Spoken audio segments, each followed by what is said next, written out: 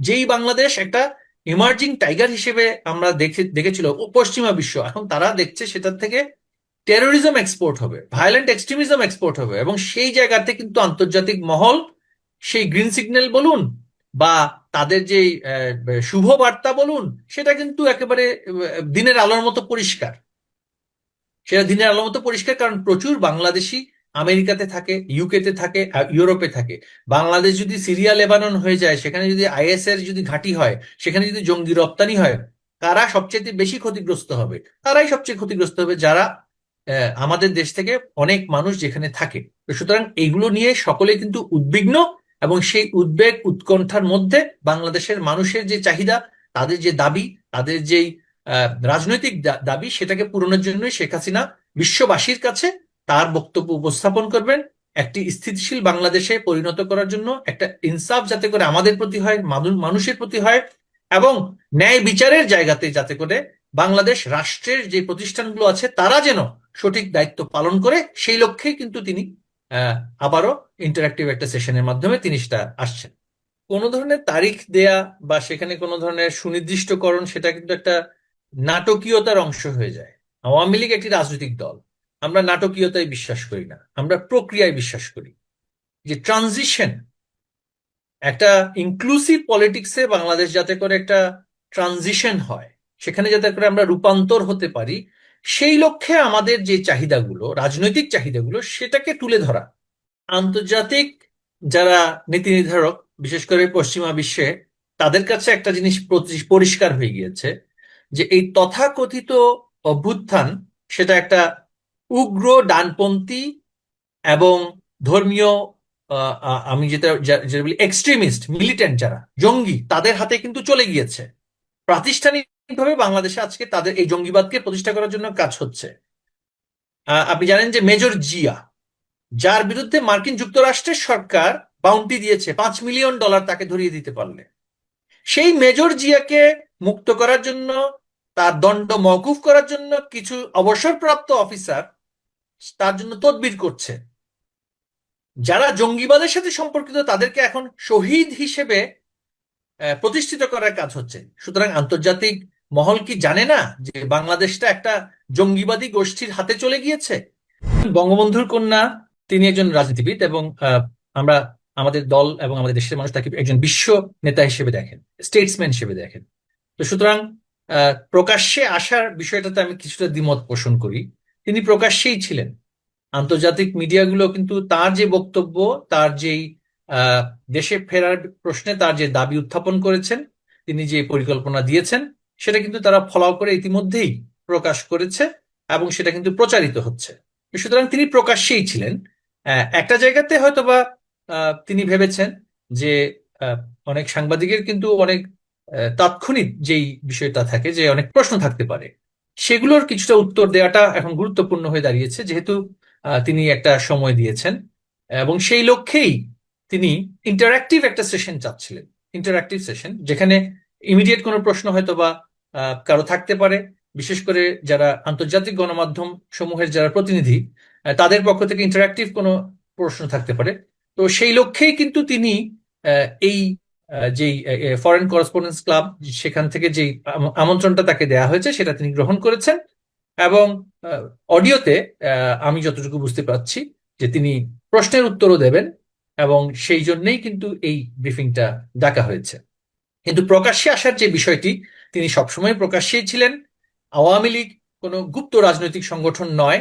আপনারা জানেন যে বাংলাদেশে দীর্ঘদিন একটি দল গুপ্ত হিসেবে কাজ করে এখন প্রকাশ্যে এসেছে, এবং তাদের যে গুপ্ত কাজগুলো এখন মানুষের সামনে প্রকাশ পেয়ে যাচ্ছে, বিশেষ করে জামায়াত ইসলামী এবং এনসিপি নামক যেই সংগঠনটি প্রতারক ইউনুস যেটা তৈরি করেছিল, তার অর্থে যেটা তৈরি হয়েছে, তারাও এখন বলছে যে তারা দীর্ঘদিন ধরে গুপ্তভাবে আওয়ামী লীগে ছিল, বিএনপিতে ছিল, এখন তারা সুপ্ত হয়েছে।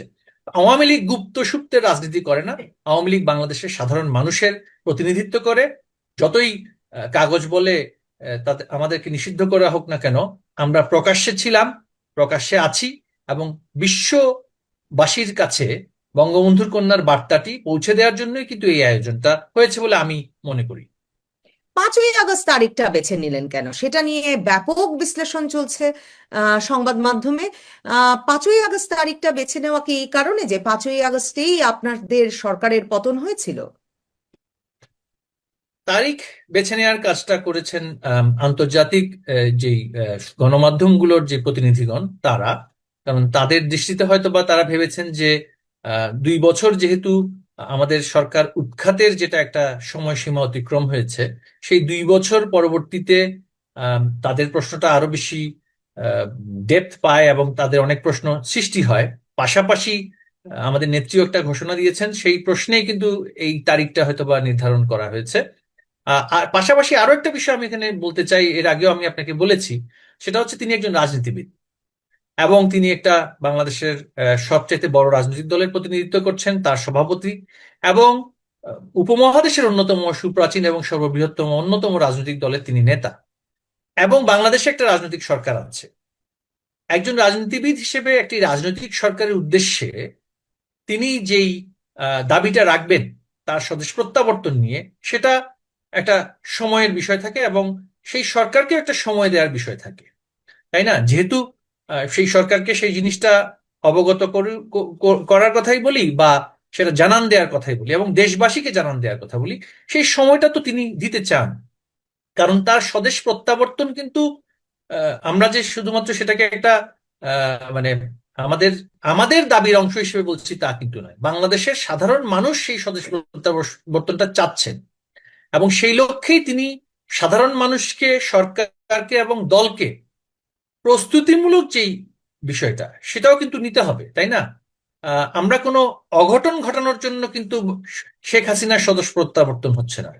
দেশকে পুনরায় স্থিতিশীলতার পথে নিয়ে আসার জন্য আমাদের সাংগঠনিক রাজনৈতিক দাবির অংশ হিসেবে তিনি সেই সময়সীমা দিয়ে, সময়সীমা নির্ধারণ করে নয়, সময়সীমা দিয়ে, যাতে অস্থিতিশীলতা সৃষ্টি না হয়, একটি রাজনৈতিক প্রক্রিয়ার মাধ্যমে দেশের প্রতিষ্ঠানগুলোর প্রতিও তার যে আহ্বান, সেটাও তো একটা জানান দিতে হবে।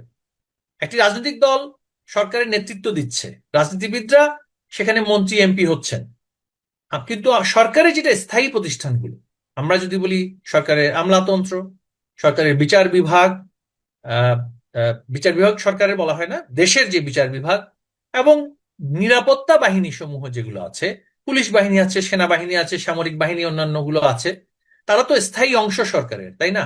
তাদের বিরুদ্ধে তো আমাদের রাজনৈতিক দল হিসেবে তাদের কোনো আমাদের কোনো আহ, দাবি নেই, কিন্তু আমাদের চাওয়া আছে। চাওয়াটা হচ্ছে রাষ্ট্রের প্রতিষ্ঠান হিসেবে তাদের কাছে সাধারণ মানুষের প্রত্যাশা আছে। প্রত্যাশাটা হচ্ছে তারা রাষ্ট্রের বাহিনী হবেন, রাষ্ট্রের বিভাগ হবেন, রাষ্ট্রের প্রতিষ্ঠান হবেন এবং সেইভাবে করে নিরপেক্ষভাবে তারা তাদের ডিউটি, যেটা কনস্টিটিউশনাল যে ডিউটি, সেটা সম্পন্ন করবে। এখানে কোনো অবৈধ, অসাংবিধানিক, অন্যায্য, অন্যায় নির্দেশ যদি দেয়া হয়, সেটা তারা অগ্রাহ্য করবেন। সেটাও কিন্তু আমাদের একটা দাবি এবং তাদের পক্ষ থেকে কিন্তু এই ধরনের আলোচনাও আছে, নানানভাবে আলোচনাটা দেয়া হয় যে আমরা তো কোনো রাজনৈতিক দলের আজ্ঞাবহ কেউ নই। রাজনৈতিক দল রাজনৈতিক সরকার গঠন করেছে, কিন্তু we have to do the right thing, যেটা সাংবিধানিকভাবে যেটা সঠিক, আইনগতভাবে যেটা সঠিক এবং রাজনৈতিকভাবে যেটা ফেয়ার, সেটাও তারাই করতে চাচ্ছেন। তারাও কিন্তু সেই লক্ষ্যেই কিন্তু মানসিকভাবে স্থির হয়েছেন যে একটি দেশ এত বড় রাজনৈতিক দলকে বাদ রেখে অস্থিতিশীলতার মধ্যে দিয়ে, অর্থনীতিকে ধ্বংস করার মধ্যে দিয়ে কখনোই স্থিতিশীল হবে না এবং সেটা একেবারে নৈরাজ্যকর, যেটাকে আমরা বলছি যে অ্যানার্কি বা গৃহযুদ্ধপূর্ণ পরিস্থিতির দিকে একটা দেশ এগোচ্ছে, সেটা তো তারাও অ্যাকসেপ্ট করতে পারেন না। এই কারণেই ইউনূস 18 মাস পরে কিন্তু তাকে চলে যেতে হয়েছে। এবং এই সরকারের কাছে একটা বার্তা, তারা 18 মাসের বেশি যদি থাকতে চান, পূর্ণ মেয়াদে যদি রাজনীতি বা সরকারে থাকতে চান, তাদেরকেও কিন্তু একটা স্থিতিশীলতার পথেই হাঁটতে হবে। নৈরাজ্য, বিশৃঙ্খলা, অসাংবিধানিকতা, অন্যায্য রাজনৈতিক সিদ্ধান্তের মাধ্যমে কিন্তু কোনো সরকারই টিকে থাকতে পারে না, এটাও কিন্তু একটা বার্তা। মানে শেখ হাসিনার রোড ম্যাপটা কি? মানে আপনারা আলোচনার আহ্বান জানাবেন, মানে আলোচনার সুযোগের আহ্বান জানাবেন বিএনপি সরকারের সঙ্গে, যে মানে কিভাবে ফিরবেন? মানে এটা তো সবসময় আন্তর্জাতিক সংবাদ মাধ্যমে ঘোষণা এলো। শেখ হাসিনা ডিসেম্বরের মধ্যে ফিরবেন বলেছেন। এখন কি উনি মানে এর চেয়ে আরো একটা সুনির্দিষ্ট তারিখ আসতে যাচ্ছে? অনেকে তো বলছেন যে আপনারা প্রস্তুতি শুরু করেছেন, মিটিং করছেন ডিসেম্বরের আগেই, মানে মানে এর আগেই এমন একটা সুযোগ হয়ে যেতে পারে। এখনই নাকি আপনাদেরকে রীতিমতো ব্যাগ বেঁধে রাখতে বলা হয়েছে, এরকমও বিভিন্ন মানে সূত্রে খবর পাওয়া যাচ্ছে। তো মানে আপনাদের রোড ম্যাপের এর পরবর্তী পর্যায়টা কি? এই যে রোড ম্যাপ আসবে বলে যে সংবাদ মাধ্যম লিখছে, সেটা খুব একটা আগ্রহের বিষয়। একটা সুনির্দিষ্ট তারিখ আসতে যাচ্ছে কিনা শেখ হাসিনার তরফে, আপনার কি মনে হয়? দেখুন, কোনো ধরনের তারিখ দেয়া বা সেখানে কোনো ধরনের সুনির্দিষ্টকরণ, সেটা কিন্তু একটা নাটকীয়তার অংশ হয়ে যায়। আওয়ামী লীগ একটি রাজনৈতিক দল। আমরা নাটকীয়তায় বিশ্বাস করি না, আমরা প্রক্রিয়ায় বিশ্বাস করি। যে ট্রানজিশন, একটা ইনক্লুসিভ পলিটিক্সে বাংলাদেশ যাতে করে একটা ট্রানজিশন হয়, সেখানে যাতে করে আমরা রূপান্তর হতে পারি, সেই লক্ষ্যে আমাদের যে চাহিদাগুলো, রাজনৈতিক চাহিদাগুলো, সেটাকে তুলে ধরা। আমরা বিচারিক প্রক্রিয়া যেটা যেটা চলমান থাকার কথা ছিল, সেটা যে অন্যায্য হয়েছে এবং অবৈধ হয়েছে, সেগুলো বাদ দিয়ে সেগুলোকে নতুন করে প্রক্রিয়াগুলোকে শুরু করা। এবং 5ই আগস্টের পূর্বে এবং তার পরবর্তীতে যেই ধরনের অবৈধতাগুলো সৃষ্টি হয়েছিল, যেমন আমরা যদি বলি সরাসরি যে দায় মুক্তি দেয়া হয়েছে খুনিদেরকে, যারা কনফেস করেছে যে আমরা মানুষ মেরেছি, হত্যা করেছি, পুলিশ মেরেছি। আওয়ামী লীগের নেতাকর্মী না, সাধারণ নেতাকর্মীদেরকেও কিন্তু হত্যা করা হয়েছে, সাধারণ মানুষকে হত্যা করা হয়েছে। সেই বিষয়ে যে তারা অবৈধভাবে, অসাংবিধানিকভাবে দায় মুক্তি দিয়ে দিল, যে বিচার করা যাবে না, সেই বিচারের দাবি বাংলাদেশের সাধারণ মানুষের সৃষ্টি হয়েছে। আমরা সেই বিচার চাই, আমরা সেই লক্ষ্যে ট্রানজিশন চাই। আবার পাশাপাশি দাঙ্গাপূর্ণ অবস্থায় যেই ধরনের আহত নিহত হওয়ার ঘটনা ঘটেছে, সেখানে ব্যক্তিগত যে দায় চাপিয়ে দেয়া হচ্ছে, সেখানে যে আমার শুধু দায় নাই, এবং আমার প্রতিপক্ষেরও দায় ছিল। যারা দাঙ্গা সৃষ্টি করেছে তাদেরও দায় আছে, যারা দাঙ্গা প্রতিহত করেছে তাদেরও দায় আছে। তো সেখানে তো একটা রাষ্ট্রীয়ভাবে একটা রিকনসিলিয়েশন করার প্রয়োজন আছে। যে আপনি শুধুমাত্র আহ, এক পক্ষের এক পক্ষকে দায়মুক্ত করবেন, আরেক পক্ষের উপরে দায় চাপিয়ে দিবেন, এই অন্যায্যতা থেকে বাংলাদেশকে মুক্ত করারও বিষয় আছে। সেই আহ, যেই আমি যদি বলি, শব্দটা সেভাবে হবে কিনা, রিকনসিলিয়েশন শব্দটা আমি ব্যবহার করার চেয়ে আমি বলবো যে ফেয়ারনেস, ন্যায্যতার জায়গাতে আমাদের হাঁটতে হবে। বারবার এই যে একটা কথা বলা হচ্ছে বাংলাদেশে, যে ইনসাফ ইনসাফ, আমার প্রতি তো ইনসাফ হয়নি, সাধারণ মানুষের প্রতি ইনসাফ হয়নি। এবং 5ই আগস্ট পূর্বে এবং তার পরে যারা সেই সেই যেই আপরাইজিং, আমি যদি বলি দাঙ্গাপূর্ণ অবস্থার মধ্যে যেই যারা প্রাণ হারিয়েছে, সেটা আবু সাইদ হতে পারে, সেটা আমার সোলেমান হতে পারে, সেটা মুগ্ধ হতে পারে, সেটা 600 হোক 700 হোক, যারাই মারা গিয়েছেন, তাদের প্রতি তো সেটা ইনজাস্টিস করা হয়েছে। কারণ আপনি একটা পক্ষকে ঢালাওভাবে দায় মুক্ত করে দিলেন। তারা যে হত্যা করেছে, তারা প্রকাশ করেছে, তারা ঘোষণা দিয়েছে, তাকে আপনি দায়মুক্ত করে দিলেন। আর আমাকে নিষিদ্ধ করে, কারান্তরীণ করে, আমাকে হত্যা করে আমার উপরে দায় চাপিয়ে দিলেন। এই যে একটা বলবো যে চাপিয়ে দেওয়া ইল্লিগ্যালিটি, সেটার ব্যাপারে সাধারণ মানুষ কিন্তু আজকে ক্ষুব্ধ। যে তারা জানতে চায়, তো হৃদয় তরুয়াকে কারা হত্যা করেছে, তারা জানতে চায় ওয়াসিমকে কারা হত্যা করেছে, সেটা আমি হত্যা করলে তদন্ত করে সেটা জাতির কাছে প্রকাশ করুন। আপনি একপক্ষীয়ভাবে যা করছেন, সেটা তো তদন্তযোগ্য, তো সেটা তো অবৈধ শুধু নয়, সেটা জাতির সাথে প্রতারণা করা। আপনি শেখ হাসিনার একটা আহ, বক্তব্য বা আলোচনা বা কথোপকথনকে বেস করে কিছু উপন্যাসের তথ্যপত্র লাগিয়ে দিয়ে ফিকশনাল স্টোরি তৈরি করে ক্যাঙ্গারু কোর্টের মাধ্যমে বঙ্গবন্ধুর কন্যা, আমাদের 15 বছরের না 20 বছরের প্রধানমন্ত্রীকে আপনি ফাঁসির আদেশ দিয়ে দিলেন। এই যে জাতীয় প্রতারণা, আন্তর্জাতিক প্রতারণা খুনি ইউনূসের সরকার করেছে, এই প্রতারণা থেকে তো জাতিকে মুক্ত করতে হবে। এবং এর জন্য সেই সত্যিকারের ইনসাফ, সেই সত্যিকারের জাস্টিস, আমরা যদি বলি, সেটা প্রতিষ্ঠা করার জন্য কিন্তু সকল কিছুকে উন্মোচিত করতে হবে জাতির সামনে। আমি যদি দায়ী হই, আমার শাস্তি হবে, কিন্তু আমার দায়টা কোথায় সেটা কিন্তু তদন্ত করে প্রকাশ করুন। কিন্তু আপনি আমাকে স্তব্ধ করে, আমাকে নিষিদ্ধ করে, আমার মুখ বেঁধে রেখে একপক্ষীয় বিচার করেছেন। যারা মারা গিয়েছে, শহীদ হয়েছে, হত্যা করা হয়েছে যাদেরকে, তাদের প্রতি সাথে জাস্টিস হয়নি।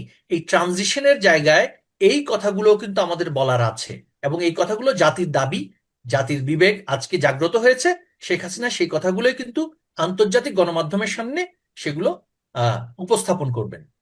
নতুন নতুন মামলা হচ্ছে, এই অবস্থায় আপনার মনে হয় বা আপনারা মনে করছেন নতুন নতুন মামলা হচ্ছে, ধরেন হেফাজতের মামলা ট্রাইব্যুনালে আনা হয়েছে, এমনকি এসব ঘটনায় সেনা কর্মকর্তাদের গ্রেফতার করা হচ্ছে, বিচারের মুখোমুখি করা হচ্ছে।